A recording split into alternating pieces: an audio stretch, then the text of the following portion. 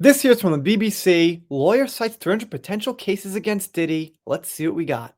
A lawyer representing several alleged victims of Sean Diddy Combs says the potential number of civil legal cases against the musician is probably in the 300 range.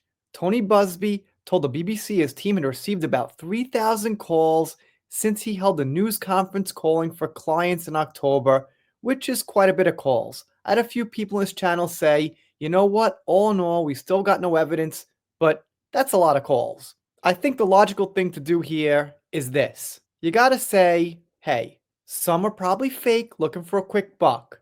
But even if like 25% are real, that's still kind of a lot. Even if 5% are real, that's still in the hundreds, I think.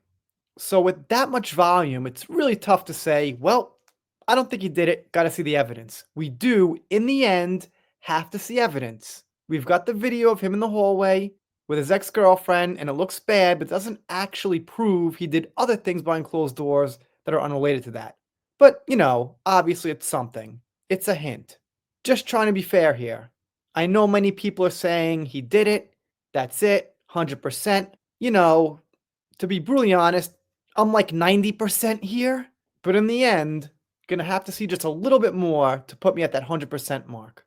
He already issued 20 lawsuits from the men and women seeking damages from the musician and says that realistically, the final total will be about 100 to 150. Others will not make it to court because the time limit for filing claims has expired in certain states. All right, fair enough.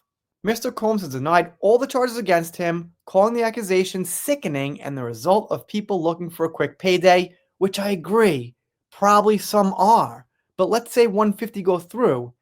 You're saying every single one of them is looking for a quick payday?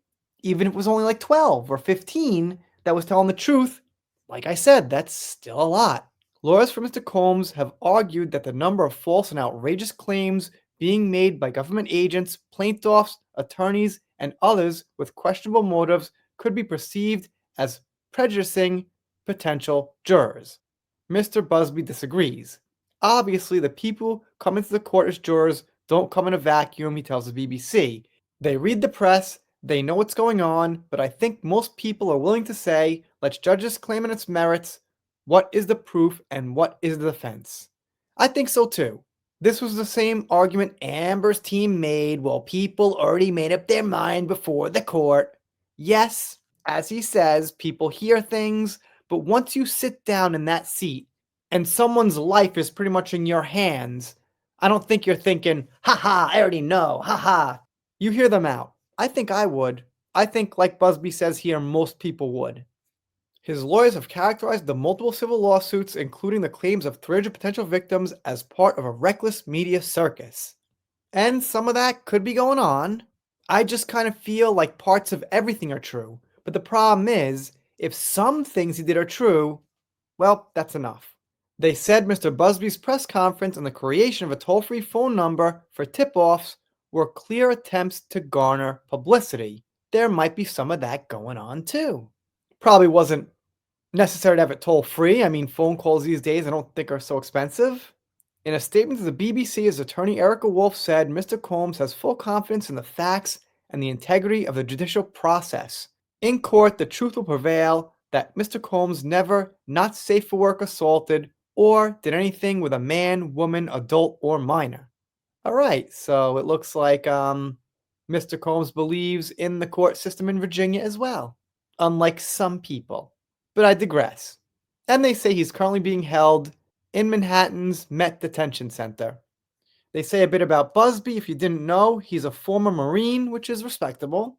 They say he sued an oil refinery that killed 15 people and got some big win. And they said he helped a sizable group of women reach out-of-court settlements with American football player Deshaun Watson over allegations he had not safe for work assaulted them during private massage sessions. Okay, I know nothing about that, but okay. So that's about it. Let me know what you think in the comments. If you're not subscribed here, consider it. If you don't, I'll be sad, but I'll get over it. See you next time.